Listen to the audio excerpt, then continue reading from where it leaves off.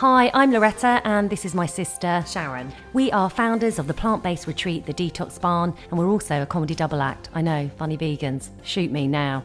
9 years ago, I was diagnosed with a chronic autoimmune disease and got myself better using a plant-based diet. Since then, I've just fallen in love with living well. I retrained as a natural vegan chef, and each week we'll be interviewing experts in the wellness industry, as well as sharing the highs and lows of trying to live well as single mums living together with our 2 kids. How well have we lived this week? Well, it was really exciting. We got approached by the Telegraph to do a feature. So we were all excited and they were sending over a photographer to do photos. And actually it went really well, didn't it, Sharon? Yeah, it was good. It was really, really good. It was basically, it was focusing on, you know, our sort of unique setup, sisters, bringing up their 2 kids, also, you know, running a business together, Sharon's story about, you know, having an autoimmune disease, and we're really excited. I checked online and the title, my son tells everyone we're lesbians or something, or sister lesbians, or just, it was just like, oh my god, really clickbaity, trashy. The article itself was lovely, but it was this title about sisters being lesbians, and also my son in the title. Which isn't ideal. As a joke, as a flippant remark at the end of the interview, I turned around and I said, when we were on holiday, Carter, Sharon's son, as a joke, turned around and went, yeah, they're lesbians, sister lesbians. And we were like, look, that's not appropriate, you know, never tell people that. I'm like picking them up from daycare. Yeah, don't tell people we're sister lesbians. It's from just, the 1, it's disgusting, 2, it's illegal, and 3, it's embarrassing. So it was sort of a bit of a joke. Like, Florence was laughing her head off when he told the whole camp that we were sister lesbians. So Loretta decided to tell the story. I mean, I instinctively knew when she told that story, I felt really uncomfortable. I was like, not the best story to tell. It wasn't part of the interview. It was just like a little joke at the end. So anyway, I was like filled with absolute like horror. You know, within 2 minutes, I'm getting messages from my ex-husband going, why is my son in the national newspapers? I felt awful. I felt like, you know, oh, I just felt like you're using your kids for clickbait to sell more coffee. I don't know how, like, really famous people do it. Like, the really famous people that have their family in the, like... In the press. Yeah, all of a sudden you become really, really protective. And you're like, they're not part of this. It was something that was supposed to be quite joyful, was really quite stressful. Yeah. And then we'd already had lined up, basically, the Daily Mail to do a feature. And I was like, I'm just going to pull it. I can't cope with this stress, you know. Yes, it's the Telegraph have gone with that title. What the hell are the Daily Mail going to go with? So I said, Sharon, okay, let's do it. But let's say, look, we will only do it if we can read the feature first. So we went ahead with it, but we were like so on guard with this new journalist that it was probably quite difficult for her to interview us. Yeah. You know, it was all going well. And then she's sort of going, well, how does it work with men? Like, how does it work, you know, with your boyfriends? We're like, what boyfriends? Oh, those. Yeah. Oh, yeah. Well, no, I mean, I was honest with her and I was going, well, we don't hook up and bring men back. It's kind of like, you know, it's kind of a respect thing we have for each other, that we, you know, there's not men standing there with, you know, 6-packs in the kitchen. Say hard-ons in the kitchen. Chopping up, you know, whatever. That sounds brilliant. Yeah, it does sound good. But, you know, we just don't do that, and the kids go down and, oh, there's a strange man in the kitchen. Yeah, so it's like very much a sort of family home, like as if sort of living with your parents, those type of rules. But it's just, I just suppose it's just not really part of our lives, going out like and hooking up with blokes. You know what I mean? And I have gone out with people. I have. Who's got time? Yeah, who's got time? We certainly haven't. And you need to find someone that teetotal, that wants to be in bed by 9 and... Yeah. And is okay with living with a sister. Yeah. But I mean, I sort of said, well, you know, when I was going out with someone, I sort of would go back to his, but, you know, blah, blah, blah. And she was like, so no men allowed? And I was going, well, I guess it's an unspoken rule. I mean, I don't think it's like a... Yeah, we haven't like sat down and gone, no men in this home ever. We just didn't do that. So yeah, the whole week we were like imagining like the worst headlines ever. Yeah. The lesbian sisters where no man dareth. Sisters with dried up fannies after 50 years of no men allowed. Sexless sisters raise kids alone. It's no funny matter for these dried up fanny sisters. Why do we kept coming up with dried up fannies? I don't know why. I mean, our fannies aren't even that dry, and there's, you know, How do you know that my fanny's dry? Well, I don't. Leaking. That's gross. Oh God, I feel really that is sick. gross. Stop, That is stop. gross. No funny business with these sisters' fannies. Don't know why funny is such a funny word. I have to keep using it. Yeah, the man-eating, plant-based, weirdo, funny sisters. Shut their doors and lock up their drawers to men. Man-haters. We don't even hate men. It's No, fine. but this is what we went with. We were just going through all of them. No frolicking bollocks allowed across the doors of the Gavin sisters' weirdo nest. The weirdo sisters who live together, work together. And ban half the species across their door. These titles are awful. No, We couldn't work in the sun, no. could we? I don't know why they've all got this voice. Yeah. The Yeah. Daily Mail nation hating us voice. Yes, yeah. If you've got a sack, go back. What? Would they come with a sack? The ball. The bloke? I thought you meant like a bag. No, Or like something you sleep in, like it's... no, the sacks. I'm really trying here. That's actually quite good. If you've got sacks, go back. But I don't associate a sack with balls straight away. Well, I thought you meant like a bag. Well- I thought you meant like a bag on your back. a ball sack. Is it a sack? That's how long it's been. A sack, a ball sack. Yeah, but you don't Yeah. call them a sack. Well, I'm just trying to think of, like, I thought go back rhymes with sack. But you don't call ball sacks sacks, do No. you? So no one knows it's a ball sack unless you've got the word ball in front of it. I'm just trying. Got fruit and veg, hide in the edge. Sisters ban men from their home. Why are they hiding in the I edge? don't know. If you've got fruit and veg, hide in the edge. If you've got fruit and veg, sling it. Fruit and veg? Yeah. Does that mean balls and willy? No. What's it called? Fruit and veg? No. No. I don't think that's Does anyone call it fruit and veg? No. Mind your fruit and veg. No one does. Completely got a weird kind of... So that's like really literal. If you've got fruit and veg, hide in the edge. Well, yeah, so plant-based sisters ban the crown jewels. Only jewels you'll find in their house. Courgettes. No, awful. Cucumbers. Yeah, so we spent a week thinking about titles. And the title was quite similar. I mean, it was like "No Men Allowed" at the sisters' home. It was yeah, something like that. it was No Men Allowed. Yeah. It was actually a very nice feature week that we spent, anticipating what it could be. It's an interesting, an interesting experience about, being in the press and... I'm not media trained. That's what I've learned. Yeah. And I'm an oversharer. Yeah. But it was great, wasn't it? And to be in the press and to have all that, Not sure it's worth all the anxiety. But anyway, No, but it just goes to show you, you think... Careful what you wish for. Exactly, yeah. Thank God we didn't make it as actors. Oh, thank God, thank God. Could you imagine how awful it would be? This week we have got the remarkable Scott Hanley on the podcast. It is an incredible story. And I think anyone that's been given a devastating diagnosis, this is a must listen. This episode is sponsored by us, Gavin Sisters, and our very first product, Funky Coffee. It's triple certified. Paid a fortune to sponsor this. Yeah, we're paying ourselves. Yeah. It's triple certified organic Arabica coffee, and it's boosted with potent adaptogens. The health benefits are many, but don't just take our word for it. Yeah, instead of us banging on about it, we decided to test our coffee out with our guests at the Detox Balm and take a listen to what they have to say. They're not getting paid. No one's getting paid here.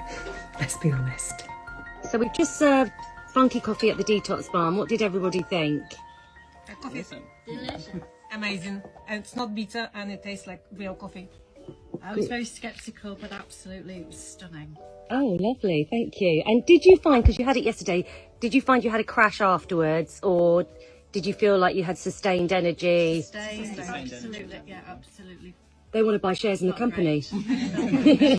Okay, thanks everybody. For our listeners, you can get 10% off. Go to gavinsisters.co.uk and use the code podcast at checkout. This week, we've got the amazing Scott Hanley on our show, and I'm absolutely thrilled to have you here.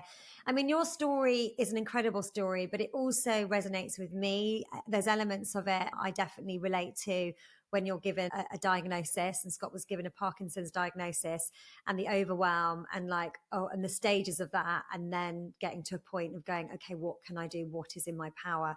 So yeah, absolutely resonate with your story. I'm absolutely thrilled to have you on today. And I know that you'll be a beacon of light for a lot of people that have diagnoses and they're told by doctors that this is it for them. So thank you for sharing your story. I'd like to start just to see what life was like before your diagnosis, and what did life look like up until that point for you? Okay, lots of questions. Thank you for the lovely introduction, Sharon and Loretta. Lovely to meet you also. So whenever you say pre-diagnosis, you mean while I was fit and able? And yeah, so a few years before the diagnosis, what was life like?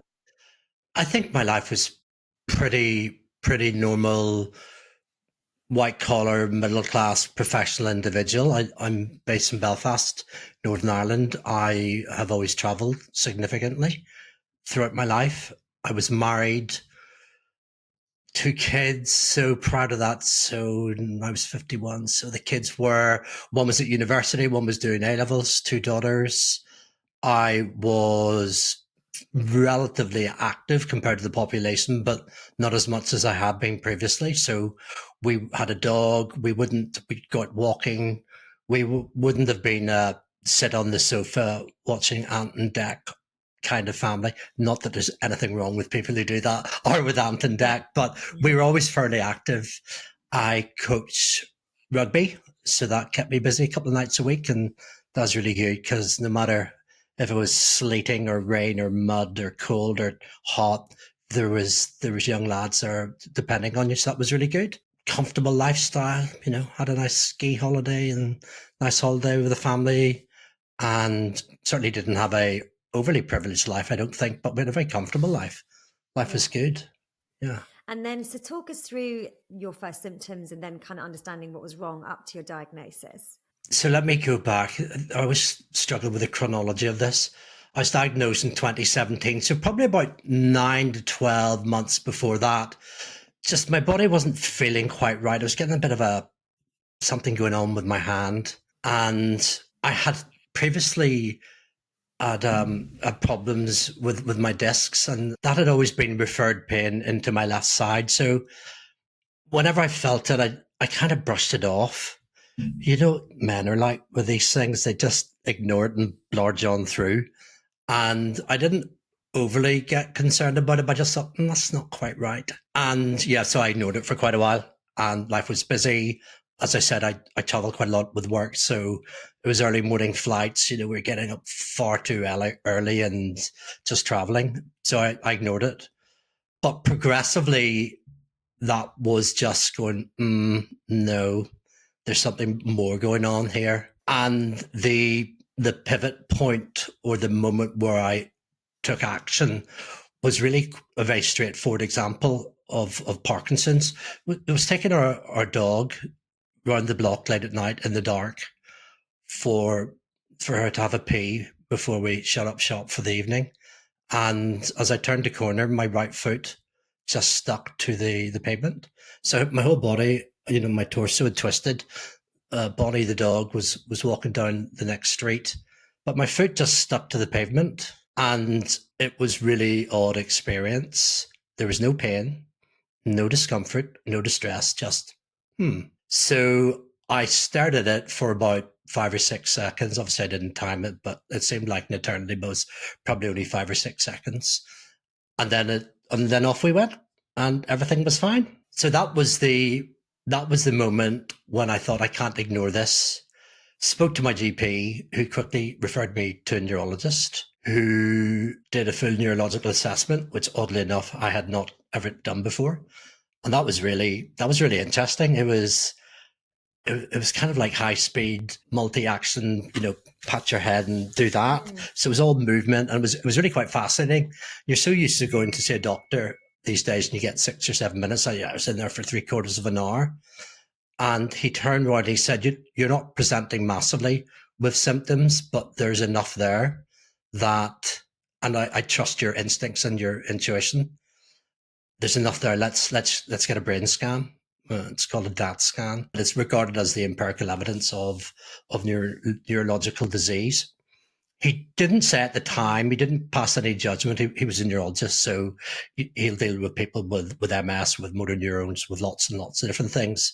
But I think he probably knew, and to be honest, I think I knew as well at that point. So into the scanner, and a couple of months later, there was a whole cock up with me getting results. So I eventually then got the results, which was a quick phone call, unfortunately, about 4 days before Christmas. I think it was 4 or 5 days before Christmas, and just saying, right, yeah, we got your results. Sorry, we should have got these two a bit earlier. The brain scan, the DAT scan, has diagnosed you as definitely having Parkinson's disease. So my neurotransmitters and a part of my brain wasn't functioning, which shows up in the scan. So yeah, you got Parkinson's disease. That must have been absolutely devastating. What did you do? What was your thought process? Yeah, how did you feel? I think my answer might surprise you. It surprises most people. See, we never got the diagnosis. First of all, I really wasn't surprised because of the people I have and friends and family, and just obviously what's now available to the general public online. And there'd been a few funny twitches and bits and pieces in the following couple of months. So in my head, I kind of knew I had Parkinson's disease, and that was just the formal diagnosis of it. So it wasn't a surprise, but obviously it's still a kick in the teeth. Let me tell you how I actually found out about it. I don't know if this is humorous or tragic.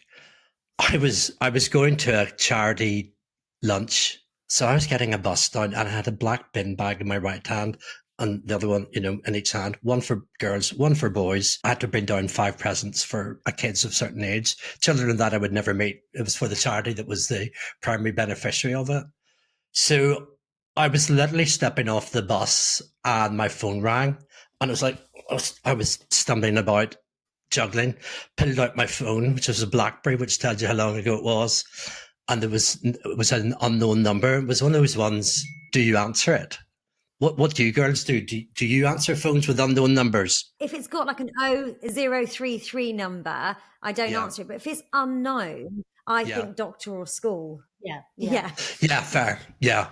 And also I'd snuck off work and hadn't put in for leave. So I thought I better take this. And I got this really short message, which was very terse. The delivery wasn't amazing. And I thought, oh my God, what do I do here? And I was outside the front of the Europe Hotel, very famous hotel in Belfast, broad daylight, lunchtime. And I thought, let's go.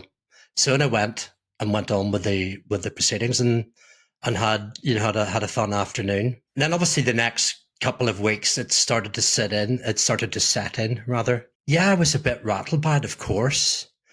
But it was also a very busy period. Both my daughters were away at university. One was in Glasgow, one was in Durham. Everybody came home. I think we were doing Christmas, and then we had 15 people for Christmas dinner. So it was the usual Christmas chaos with families, and it was a lovely time. So I was able to park it, and it didn't really occupy my thoughts too much. But then also the girls went back to university January. Like, who likes January? I thought, right, this isn't great. I clicked into a few websites that the information that had been given on diagnosis had signposted me to. And I don't want to sound unsympathetic or not empathetic to other people with Parkinson's, but one of the sites I remember going into, there was an FAQ, and it was something like, you've just been diagnosed, what's next, how do you feel? And it was an open forum. And I clicked in and I read all the comments from other people who had similar diagnosis. Their comments were exactly as you would expect. And, this is awful. I feel really depressed. I feel really anxious. Comments like of that nature. And in that moment, I definitely made a conscious decision. It wasn't head in the sand. It wasn't avoidance. It was a conscious decision where I put a lid on all that thought and mindset. I said, no, I'm not going to go down that route. Just to jump in quickly, only because I resonate with it so much. I had a very similar experience with my diagnosis. It wasn't straight away. It was probably because I procrastinated a long time, a year down the line or 6 months down the line. And I went on a lot of forums for help. And it was probably the worst place I could have ever gone. It's worst case scenario. Nobody on there has got better. So you're not seeing any evidence of anyone that is actually living well with the disease. It was so terrifying. Like, because my disease, I had it bad, but it could have been worse. Like, some people lose the ability to swallow, and my sister just pulled me out and she was like, enough, we cannot read this stuff. And I too made a real conscious decision of going, I can't listen to this stuff. I can't see it. I can't read it. I can't entertain it. I can't think about it. So I just wanted to say I totally had the same moment. Yeah. Okay. Well, that's good. I'm not a freak. Well, not in that regard anyway. Yeah, no, it sounds like our experience was very, very similar. And I didn't know it in the moment, just how significant that action was. But, now I understand the last 7 years, and obviously we're going to come on to it, but I've been, haven't been on medication for 4 years and haven't really had a symptom for over 3 years. It was hugely, hugely important. So yeah, we did the same thing. I just said, like, Parkinson's is not going to screw up my life. It's not going to define me. So you had that moment and you said Parkinson's isn't going to define me. And was that final? Did you ever have those little thoughts, like one day, you felt a bit shaky or something, and then the thoughts how did you get rid of the thoughts completely? I don't think I ever really got rid of the thoughts, because I'm going to come on and say, yeah, of course I had my dark moments, and I thought, oh my God. Parkinson's is generally regarded as having 5 stages. 5th is your final and entering terminal stage. And I probably only made it to stage 2. So I was, relative to a lot of people, caught early. I never got to the really, really grim stuff. So I don't think, Loretta, I didn't ever stop thinking about it. Just thinking about, shit, that's going to be pretty crap, when it does lots of things to Parkinson's. Most people see Muhammad Ali, they see Michael J. Fox with the tremor and the dyskinesia, and that's the motor function. So Parkinson's disease is a part of your brain called your substantia nigra, and it doesn't function right. Mine isn't the same as yours. You've got the V6 turbocharged version, and mine's just got the old diesel transit version in. It wasn't performing properly. Parkinson's then is, we're part of this brain. There's not enough dopamine, or what dopamine that is there isn't being transmitted at the right time. And that's what causes the movement disorders. And that's what caused my foot to stick on the pavement that evening. Now, people, social media is all full of, my God, my Instagram reels and story and the stuff that's delivered to my phone. Dopamine's all about attention and reward and ADD, and it does all of that as well. From a Parkinson's perspective, it's controlling the movement. So I always had thoughts, whenever my symptoms were getting bad, and we'll come on to the worst of my symptoms, and I'll give you probably what was arguably my worst day. You do think, oh God, how am I going to function when I can't do that? Whenever you can't pull on your shoes, you can't cut up your food, everything in your body needs a motor function. Sometimes it's conscious, I can go like that, and that's a conscious thing to do, but my lips are moving, your lungs are moving as we're talking. That's a motor function. So what happens whenever my esophagus, my trachea, and my lungs on the movement and that starts to go wrong? So the thoughts never left me. It frequently occurred to me, but how I reacted to those was the mindset. I'm just quite interested in the process of the mindset. So how did you talk yourself down is what I'm asking, because I think that it sounds so easy, but I'm sure it's not. So for people that are struggling with that, and I'm sure lots are, how did you talk yourself down? How did you convince yourself that actually this will not define me? Okay, that's a great question. Thank you for asking it. And this is very much a work in progress. In the moment, whenever I did that in December 2017, it was not a hard decision for me to make. And I didn't have to talk myself into it. And that's because my default is not to run towards the negative Funny, I had this conversation with my daughter's boyfriend of all people last night over dinner.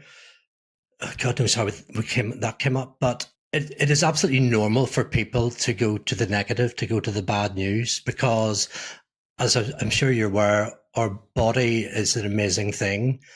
And at a biological and primal level, it wants to keep us away from risk and danger. So it's automatically going to go, okay, there's a big storm coming. So we need to think about that. We need to avoid the risks. So it's all about protection and survival, isn't it? The fight or flight mode. So that's at a primal level, our body does that. I think with Western society, and particularly with the media and the social media and the news, like God, who didn't learn to hate the news during COVID, is they always report the bad news. So everybody's default, everybody's habit, and that's a really important word here. Everybody's habit is always to run to the bad stuff. Oh, my daughter's exams. Oh, the driving test. Oh, the tax bill. Oh, COVID. Oh, Trump. Oh, whatever, and that is everybody's habit. But it's also natural that our body does that, because our body's going to do that naturally. Sorry if this is a bit of a long-winded answer, but it is a habit. And if you are aware of that, and if you're curious and you're prepared to put in the work, tell me this, do you believe habits can be changed? Yeah. Yes. Yeah. Okay. So if you give up drinking, you give up smoking, you give up drugs, you give up whatever you want to give up, whatever habit you want to change. I want to get fitter. I want to start running. I want to stop running so much. Everything. Habits absolutely can be changed. So I had, and we'll come on to this in a minute, my default habit was not nature's let's go that way, which is where all the masses go, and where all the government media and everything that's put out, it takes us there. But our human bodies, our biology, naturally takes us there. Whenever you're stressed, you have more cortisol, and cortisol automatically stores fat into your body. So that's why if you're really stressed, and I have been at times, whenever my weight was at its worst, my body naturally stored my cortisol levels went up, which naturally stored fat in my body, because it thought there might be some danger. Maybe I won't be able to eat for 4 days. Maybe I won't be able to kill something or eat or get to, edible vegetables or whatever it is. The body has all this stuff going on at a biological level. It's just not really fantastically relevant to the fast food, the immediate, the now culture that we find ourselves in 2025. So my default, I was myself. I didn't run towards the negative news. It became a positive, and I didn't know this at the time, and I certainly didn't feel it at the time. And as odd a thing as this is to say, Parkinson's has been a gift to me. My life has transformed for the better in so many ways. Now, it's going to kick my ass and bite my ass at some point, because I'm a bit of a medical conundrum, and I'm of neurological interest. So I've been rescanned, obviously, since they know that I've been symptom-free. That was a long answer to your question, girls, but I didn't really have to. There wasn't a huge effort, because that's my default. Yeah, it sounds like, and I relate. I also had a moment of like, this can't be my life. I mean, I was 38, and I had this, and whether that's an inner voice or an inner resilience, or I have to find a way. That was what was kind of, I don't know where that came from.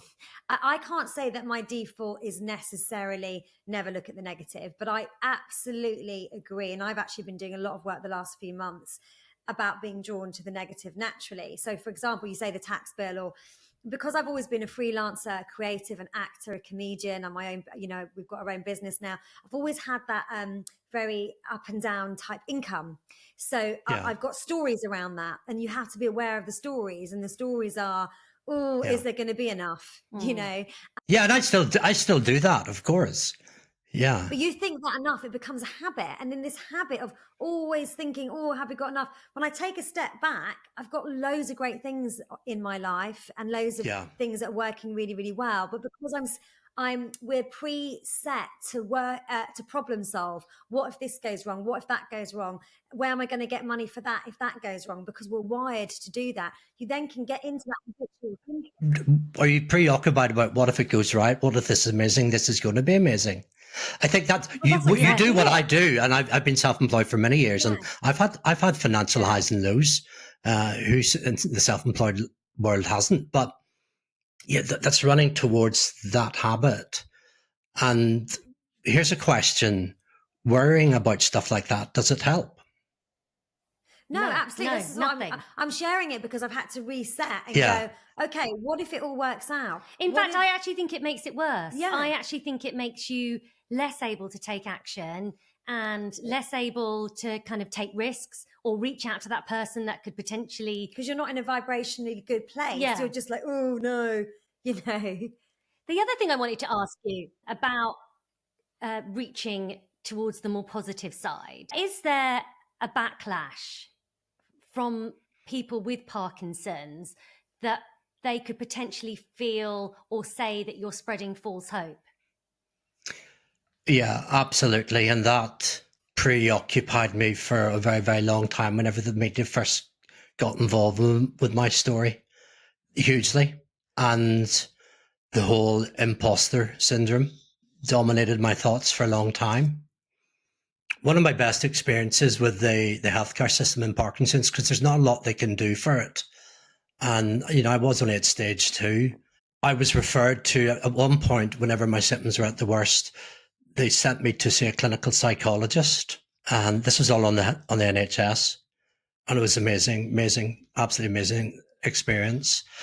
And I was sent to a clinical psychologist to have a baseline assessment on my cognition, my cognitive capacities.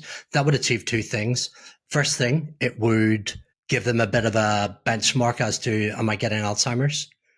And there's a big overlap with Parkinson's and Alzheimer's. And then the second thing was they like to have a baseline. So if in February 2025, Scott did this on his cognition test, fast forward 5 years, and my whole Parkinson's absolutely raging. They'll do the same standardized test, which is standardized throughout the whole of the National Health Service.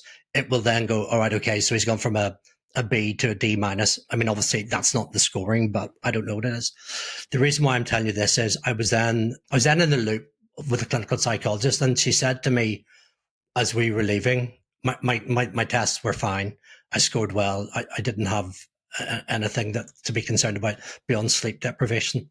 But she said to me, you're in the system now, Scott. If you want to ever come back, just, ring up, make an appointment. You're now on my books. And I paused and I said, Parkinson's, you mean? And she said, Parkinson's or life stuff. And I thought, oh, that's lovely. But didn't think anything of it for 2-3 years. Now coming back, sorry, I'm Irish. I talk too much, but hopefully what I'm saying is relevant to the answer. Is I thought, oh goodness, is this a bad person? Am I an imposter? Am I a one-time freak show? Could this give false hope? Everything that you've just said, totally valid. And I rang up my psychologist and I said, look, how are you doing, Scott? Yeah, I haven't spoken, it was 3 years or something that passed. He says, what do you want to talk about? Parkinson's or life stuff? I goes, life stuff. She said, okay.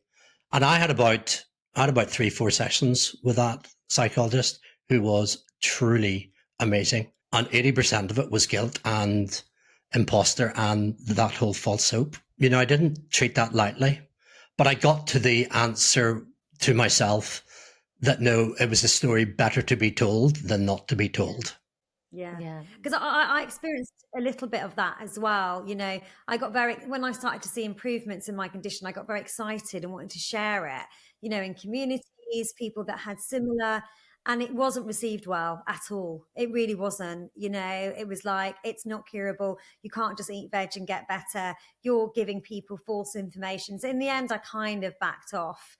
And I just thought they'll find their own way. Like, it must have been even harder for you with a diagnosis like Parkinson's, because I had an autoimmune disease which was incurable. But I found other people with autoimmune diseases that were told it was incurable and they got better.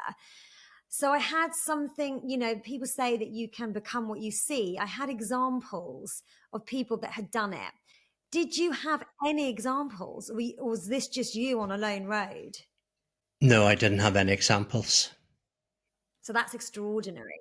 I'm conscious of the fact that people are probably, chomping at the bit to understand what you did, because it was mindset. But what did you actually physically do that you feel has contributed to your lack of symptoms? Sure, of course.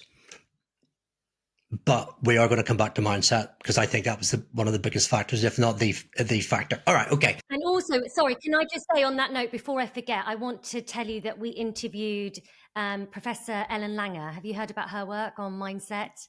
Yes, I listened to that at the weekend. Did you?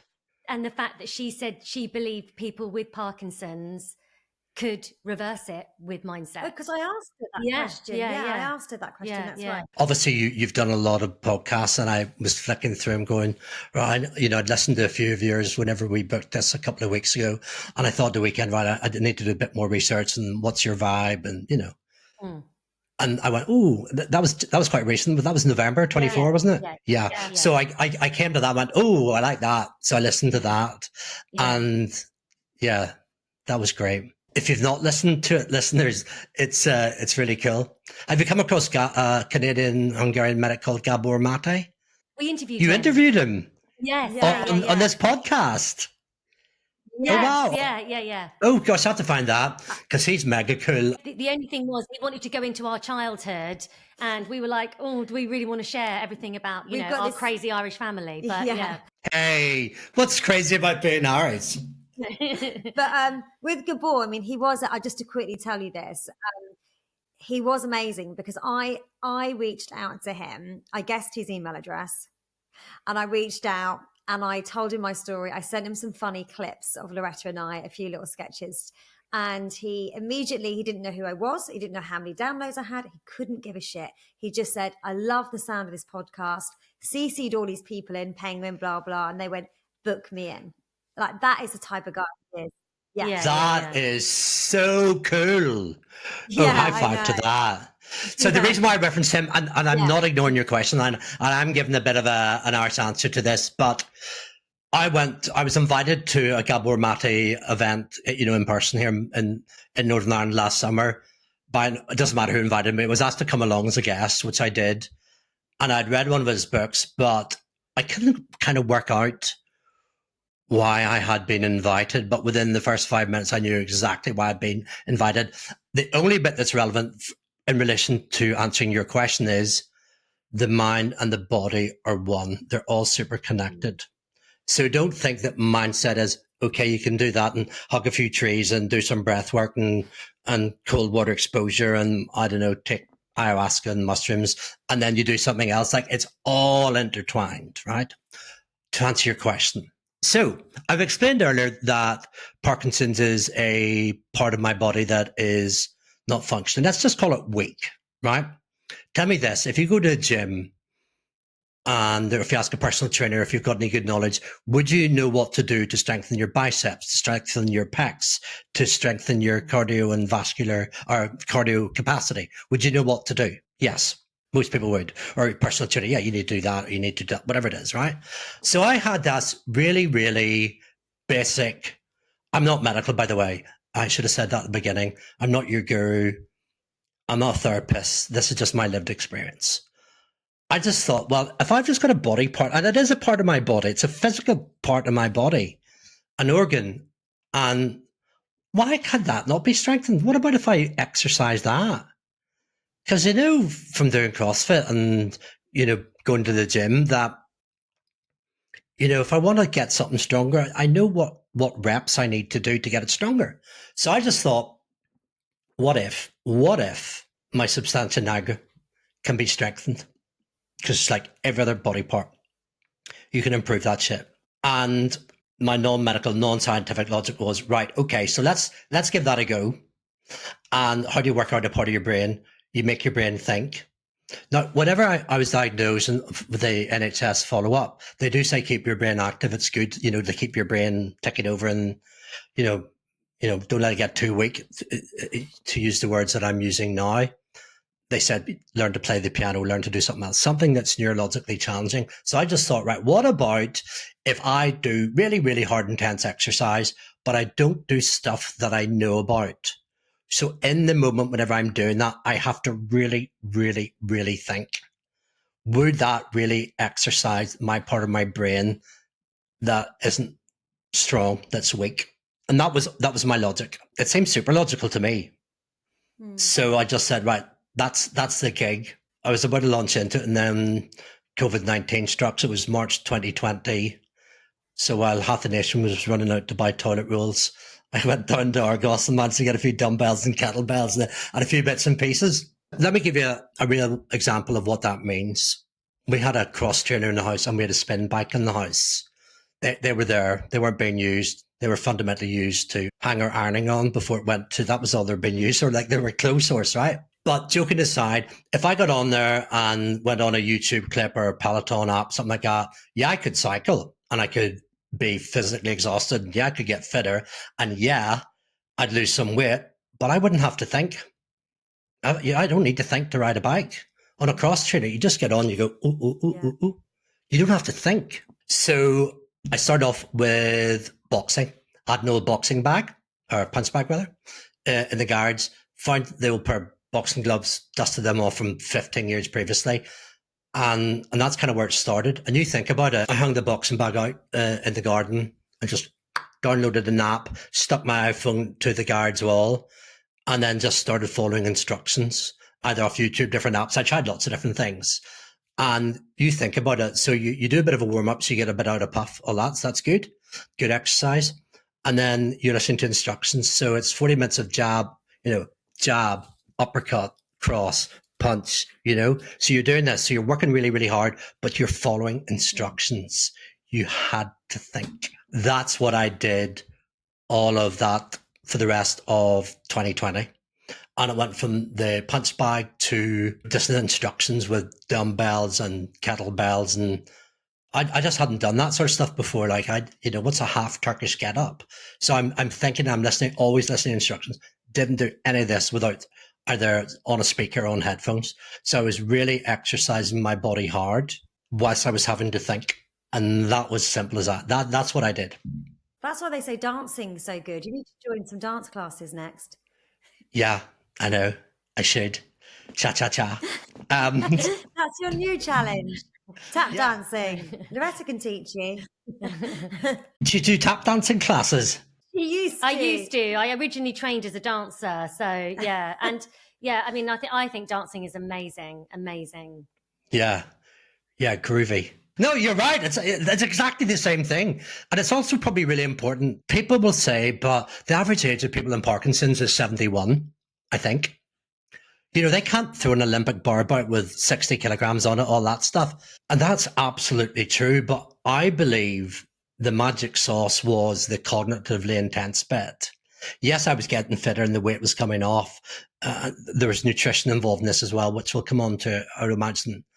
So if you're 71 and you just do jab very lightly, slowly, cross, uppercut, that, hang, power, push, press. The fact I was maybe doing it with 15 kilograms or 10 kilograms, you do it with a big bean tin or you do it with 1 kilogram. So, wherever your dial is at the minute. So let's say that's bad. And then that is, super elite fitness. It doesn't matter where you start on that spectrum. If you're there, you're going to do less weight and less reps, but that's okay. You're doing what's relative to you and you'll be neurologically challenged exactly the same way. So as long as you're doing it and the needle is going forward, in my opinion, it's a win. And that's really, really important. So people are listening and they think, oh, my father or my father-in-law, but they're 70 or they're 60. Scott, you're only 51 when this happened. You're used to being exercise. Please don't use that as a reason not to try it. So when you went into going, okay, I'm going to do this CrossFit because it helps my mind and it keeps me fit. Was the goal then to, stop the disease progressing, or was it just to help the disease Was it a revelation that actually it started to stop the symptoms? Oh, yeah. We haven't come on to the CrossFit bit. So this is just still me at home on my own during various lockdowns. Northern Ireland lockdowns were a lot worse than English, like Northern Ireland, Scotland, you know.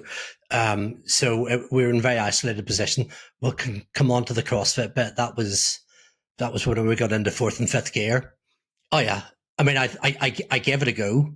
But whenever I realised how my body was reacting, that was a absolute wow moment. That was a holy shit. This is working. Yeah. That happened in 6 short months. Of just doing it consistently. Yeah. Did you combine the nutrition at that stage, or did that come later? No, that was all over the same period. Basically, I did something known as time restricted eating, intermittent fasting, it's also known as.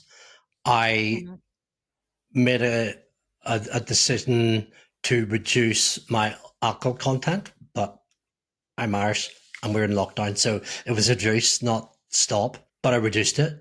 Knock out the processed foods, reduce the sugar, the processed foods, the ultra processed foods, and the starchy carbs. So that was the plan. And that, you might say that sounds really, really tough and complicated, like it's a hard diet. It was effortless. It really was effortless. And I enjoyed doing that. And it wasn't like I was motivated to do it because my Parkinson symptoms were reducing. That hadn't happened. But it did make me realize that I was putting far too much crap into my body. But you just look at what we buy in our supermarkets, you know. Whenever I was a kid, the loaf of bread went mold after 4 days. No, it stays good for 10 or 12 days. That's because of the crap we're putting into it. So yeah, I did that concurrently, and it wasn't hard. And I wasn't hungry, so I didn't put any calories into my body after 6:30 in the evening. And then nothing went in until 8:30 in the morning. But because I'd also gone more protein heavy, cut out the sugar, and maybe educate yourself if you're curious about this on what sugar means. It doesn't mean my Snickers bar. Yeah, it does mean my Snickers bar, but all the processed foods and your pizzas and the starchy carbs, you know, your body then processes that and converts it to sugar. Your body biologically, looking for its energy, will always seek out and consume sugar for its energy source as a first. And then it goes on to something called glycogen, and then it goes on to fat. So, you know, yes, if I'd done time restricted eating, if I hadn't changed my diet or adapted it a bit, or if my diet was a bit more like a lot of people in the street, the average person's is, you know, if all you're doing is putting in processed food and starchy carbs, your body's just thriving off sugar. It'll never get to burning fat, depending on your level of exercise. So yeah, I did that over the same period.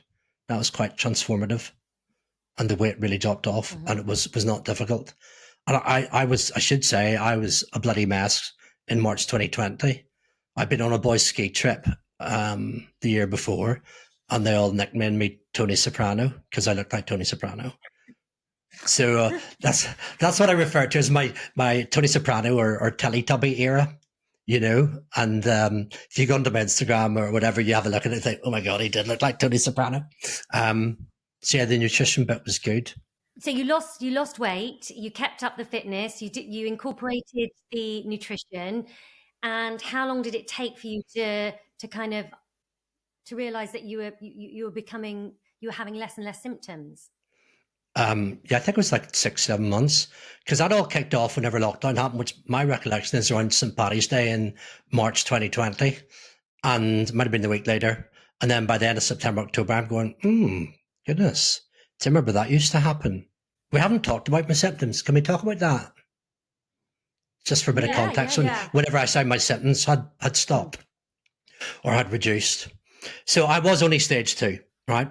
The symptoms I'm talking about, this is like the worst case scenario. They weren't there all the time. Broadly, I was normally able to predict it. So whenever I was at rest, whenever I'm busy, whenever I'm chatting to you and I'm moving, whenever I'm in meetings, whenever I start walking, whenever it's going through an airport, 90% of the time, probably 95% of the time, no dramas, no problems.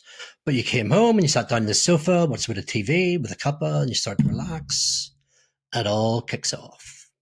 But because for the majority of the time I could predict it, I was really good at concealing it. Okay, so shaky, tremor hand. So not all the time, but it would come and go. Putting the key in the door, a few times that was a major problem. Remember trying to lock my office door one time, it's just like, so that was tricky. What I call sticky feet. So what happened whenever I was walking the dog around the block, I had horrendous cramps, which were really, really painful, which is very classic Parkinson's, mostly at night time. Then along with the cramps concurrently, or, you know, in the same sleep cycle's the wrong choice of words. There wasn't much sleep.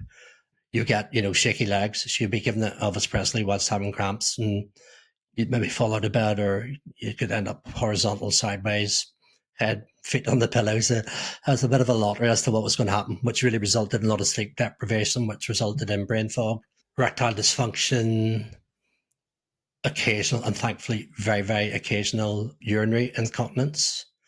What else? Yeah, the sleep. I still don't understand why lack of dopamine does this. Nightmares, the worst bloody nightmares I've ever had. I used to be an army officer, you know, going back to why was my default the way it was back in December 2017. Used to be an army officer. So, you know, I saw things at a young age that the average person doesn't see. I got into a bit of a pickle in Venezuela during a military coup in 1992. So I'd had probably what people would have called trauma previously, you know. I never had PTSD from any of those, I've been told, and I don't believe I ever did. The reason I'm referencing all this is because of the nightmares. The nightmares were horrendous. You'd wake up terrified, shaking, sweating, maybe in tears, absolutely petrified. And like I said, I've been a few things that most people would call, you know, fairly high level of trauma, and nothing was like these. Yeah, so those are all the sort of symptoms. So that gives a bit of context as to what I'd been experiencing over the previous 3 years. So come about 6-7 months of that exercise regime, like all of those were either not happening or happening really occasionally, where previously they would have happened really habitually. I must have been like a real spark of hope, that kind of, you know, that lovely This is feeling of this, working, that yeah. hopeful feeling. Yeah, certainly a lot of joy. Like, yeah, that's all right. That's cool. I think maybe the hope part was in the spring. God, I hope this works. Whereas this was, yay, it did work. But yeah, there was a lot to be grateful for, and I was. I then done something about it. I definitely plateaued. And that was down to, we were still in lockdown in Northern Ireland. You know, my motivation. Also, I was getting better. So those original beginner's class at boxing, like I'd mastered those and was on to intermediate, and then, you know, so it was becoming harder for me to do hard stuff. And then eventually in April 21, then gyms were allowed to open up, and a friend of mine, Barry, had been a bit of a CrossFit junkie in London, and I'd heard her talking about it, and so I kind of knew about it from just casual chats with Barry over the years, and I thought, you know, I think that's going to be a pretty good thing to do, and I googled it, and it's constantly varied functional movement. It's always doing different stuff, and like 80% of the stuff I'd never ever done. I just thought, I think that's got to be the next step, and I walked into CrossFit Belfast, just happened to be the nearest one on Google Maps. And they were amazing, and I was very fortunate they were the closest one. But I walked in, I looked at the whiteboard and going, might as well be written in Arabic. I have no idea what that means. Fantastic. My brain's going to be screaming. An office app, and I was so crap at it, and I'm still crap at a lot of it, but it is so technically, it's all very technical. And my brain was screaming as much as my lungs and my body muscles were doing. 6 months in CrossFit. It was just coming up to October. It was the day before we had the Christmas party, by memory. I personally declared myself symptom-free. I just thought, no, I haven't had anything now for 4 to 6 weeks. So in 18 short months, yeah, the plan worked. And that's over 3 years ago. That was 3 years in Halloween past. I hope some of your listeners can benefit from that. I just want to reiterate, and particularly with CrossFit, I've done a lot with CrossFit, and anybody can do it, but it's not for everyone. Don't go in and think you have to be there in your gym shark and all muscle and looking Gucci, and like just put all those thoughts, put that through a shredder, and go to a functional fitness class like CrossFit, if not CrossFit, and give it a go. If you've got a good gym with good instructors, doesn't matter how old, what your age is, what shape you're in. The video that you saw was done, was it 2 years ago? It was a series globally that CrossFit did called The Magic of CrossFit, and I was one of 6 athletes profiled.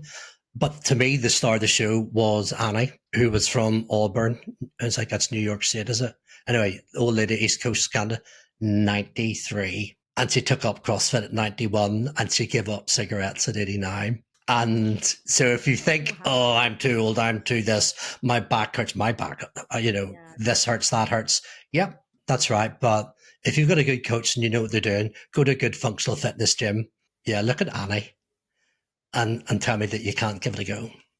So is that why you said earlier, and I often say this about my condition as well, is that I do see it as a gift, because I know that sounds really cliche. You hear lots of people say that, don't you? It's like, it was a gift, that it made me dig deep. But conditions like this isn't like your normal thing that happens to everybody. Diagnoses like this, that you do have to dig deep, and when you can climb yourself out and you find a solution and you find a way. I know certainly I was like, I see it as a gift because I look at my life in parallel doors. Like, what would my life look like if that hadn't happened? I'd probably be drinking, half a bottle of wine a night. I certainly wouldn't be as healthy as I am. I certainly wouldn't have work that is rewarding as it is, by kind of, learning more and teaching. So I do see it as a gift, and it very much, my life went on a different path because of it. And I guess, is that how you feel about yours? Yeah, totally. Absolutely. It sounds like our experiences are really, really, really, really similar. Anybody can do it, but you've got to have a degree of intent. You've got to be a bit curious and a wee bit intent. If you do that, I think the likes of you or I, I'm confident I could get you to do the work and do simple stuff to get you to start slowly changing your habits, which will slowly move you from there over to there. But you've got to have the desire. My daughter, one of my daughters is a psychological therapist. So whenever we have these conversations, say, but what about the person who doesn't have that intent, but is in a really, really dark place? I think that's when you get into, you need proper psychological and medical. I wouldn't, if you're in that space, I don't think what I'm talking about it's for you. But if you have a degree of intention and curiosity, you can change your habits. It's not easy. It's not a straight line. It's not easy because people always used to say to Sharon, oh, if it was as easy as, changing your lifestyle and eating more veg, then everyone would be doing it. And I'd be like, that isn't easy. It sounds easy. It becomes easy because it becomes a habit. And once it's ingrained, that is easy. But to kind of give up alcohol, give up, the chorizos and everything that I thought that was bringing me happiness, to give that up initially was a bit difficult. I just want to add that someone could do this and do what you did and not achieve what you've achieved, therefore not be symptom-free. However, they will still feel better. Have you read my script here? You're right. Absolutely. I've spoken to and engaged with lots of people, majority of which are with Parkinson's, right? Since this first hit the media. And I made myself very available in the first year, and I'm now doing so at a professional level. But this is way beyond Parkinson's and chronic illness, way beyond that. But let's stick with the Parkinson's bit. Lots of people have tried to do what I've done, and the overwhelming majority have not experienced what I've experienced, but some have. Look up Jules King, a lady in South Wales in Pembrokeshire, and she was stage 5 enteroterminal, at a very young age. I think Jules was like, what is you, Jules, then? 41, 39, 41? You should see her now. She's very symptomatic, but she made it to the CrossFit Games, which is the World Championships, the Olympics, and she ended up in the bloody podium. But yes, most people don't experience what I do. Some that I've engaged with believe they've stopped their symptoms, but who knows? Parkinson's isn't a straight line. So maybe they're in what they call a bit of a honeymoon period. A few of them have been able to reduce their medication, which has been huge, because in Parkinson's, who has on time and off time is what people refer to. So instead of having to take their meds every 3 hours and only getting a 2.5 hour window, they're now able to do it 6 hourly off the back of the sort of stuff I'm talking about. And yes, I haven't experienced that, but to them that is amazing because they get to play ball with their son, or kick a ball about, or have a game of golf with their friends or their wife or their daughter or whatever like that. But you're absolutely right, the last point you made. I've demonstrated this in the cafe whenever I was talking to a reporter, it was the BBC guy, And he asked me the same question. And I just stood up and I walked down. It was like in a cafe near, or just like a normal cafe. And I walked towards him and I intensely fell over flat on my face. And he hadn't a clue what I was doing. And everybody looked around going, what the hell? Is he okay? And I then just jumped up and then did a week like that above my head. I goes, we call that a burpee. I goes, I could do, lots of those now. So see if, and this has nothing to do with, it's very relative to Parkinson's, but it's relative to anybody who's getting older, is see if you don't get any of the symptoms better, or if you've never had this disease or you're perfectly fit. If you can do that and you go into that phase of being old or your Parkinson's advancing, what you said is just so, so important. Is if you do that and you've got a bit of core muscle, you got a bit of strength, you got a bit of bone density. I'd rather fall over from Parkinson's, from old age, from Alzheimer's, from a road traffic accident or a simple accident or a simple mistake somewhere along the line, or in your garden or falling off the ladder. You want to do that from a position of strength. So if you go and you do that, it's absolutely win-win. But doing the reps is harder because it's hard to be motivated because it's future gratification. And the world is now, we want it now, we want it immediate. Yeah. The point you're making earlier a minute ago, we want it to be easy. We don't want shit to be hard. We want life to be easy. I don't know what that's going to do to society, because medicine is keeping us alive longer. Yeah. And some of that is absolutely amazing. But I think we're just going to have lots of really, really old people who've been quite lazy, who are going to be chronically ill. And I don't know how long the world sustains that with nutrition, with food, with water, with medicine, with costs. I think that's a scary place that we seem to be heading towards. Yeah. I don't know what your thoughts are on that. Oh, absolutely. I mean, obviously we've watched the blue zones and all the studies and the papers on the blue zones and how centenarians are living older and why. And one of the key elements is the movement section, that they're moving every 20 minutes, they're chopping wood, they're guarding, they're pulling, they're weeding, they're moving, they're walking to villages. And this is what keeps you young, regardless of having a disease or no disease. And it's difficult. Even the mindset around aging, I've got to slow down, all of that. And actually the opposite is true. But I think, as Loretta said, I think that is an important part. I used to sometimes but you could do all this and not get better, and it's a waste. Insinuating that I've missed out on all the fun because I've decided to eat well and I still didn't get better. Like that's a waste. And I was just like, but in the meantime, I'm happier, I'm healthier, I'm stronger. Even if my disease hadn't gone and I wasn't symptom-free, there's so many wins. What about the 38-year-old mum? Budget's tight. Everybody's budget's tight. God, it's been a tough lot of years. And the kid loves their, what we called in our household, pingers, stuff you put in the microwave, ping, it's ready. Like God knows what's in it, right? I mean, there's some good stuff like that, but your cheaper pizzas and sugar and, oh my God, breakfast, like what the nation is putting into their body for breakfast. It's just diabetes in the box, but they're all absolutely buzzing off the sugar and the crappy wheat being converted to sugar. And then the kids screaming because you're giving them avocado and scrambled eggs and rye bread, which, by the way, is really expensive. I don't know how we fix that. No. Well, as you said about the bread earlier, I've got an app on my phone called Yuka, Y-U-K-A, and it scans what's in the bread. And I went to go... Not just the bread, but everything. But I went to go and scan what I thought looked like quite a good bread, like a whole meal. Yeah, like a whole meal seeded brown bread for the kids. And I scanned it and it had 6 dangerous additives to a healthy looking bread. That's mad. It scans the barcode? Yeah. And it tells you, it breaks down everything. Yeah.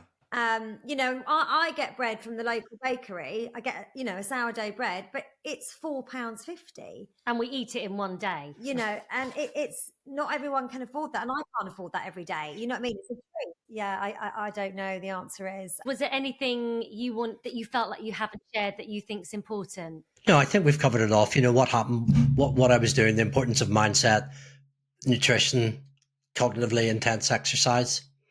And we slowly started, or in a tiny way, we touched on so if you're curious to try it, what do you want to do? Because, what would be really totally amazing, ladies, would be if we were able to give your listeners and our listeners those first steps where they actually act, because my experience is, as well as being curious and intentional, it is good to be informed. And I think, information is a big wide gap, and then slowly, it closes. And whenever the information gap is closing, at some point, that's where the action happens. So it'd be lovely we don't have time to do it. Maybe our paths will cross again, but to get people to understand how to get that gap closed. Because if you're there on the information gap and you just jump in and you act, I think it's going to be hard to be motivated. So we didn't touch on that, but yeah, we could talk. I think we could chat for about 5 episodes in this, girls, Yeah, but it's interesting you say that, because I remember when I was doing my research, and you are overwhelmed with information, and I was so overwhelmed that I was like, oh, should I do keto? Should I do this? Should I do that? And, the one thing that kept coming back to me was like, basically what I'd researched were like teetotal vegans. And I was like, shit, I don't want to be a teetotal vegan. Like, I might get better, but I'm going to be miserable, but it just kept coming back and back, the same messages. And luckily I had lots of examples of people who had done it. And that's what kept me going. And that is why you are so important, because you are an example of someone that has done it. Doesn't mean everyone's going to get there, but you're an example. And that's what people need. As I said earlier, and when children grow up in households, in terms of ambition, they become what they can see. Without seeing it, without me seeing the examples of the people that had done it, and they were mentoring me, I'm not sure I could have got there. So I just want to say a massive thank you for sharing your story, putting it out there, and for having the mindset to do what you've done. Yeah. So thank you very much. You've been listening to the Gavin Sisters Wellness Show. If you enjoyed the show, please follow us, share, spread the word. It will really help. And obviously, if you didn't like it, then keep stum. We're single mums. If you want to get in touch, we'd love to hear from you. Please do drop us an email at thegavinsisters@gmail.com.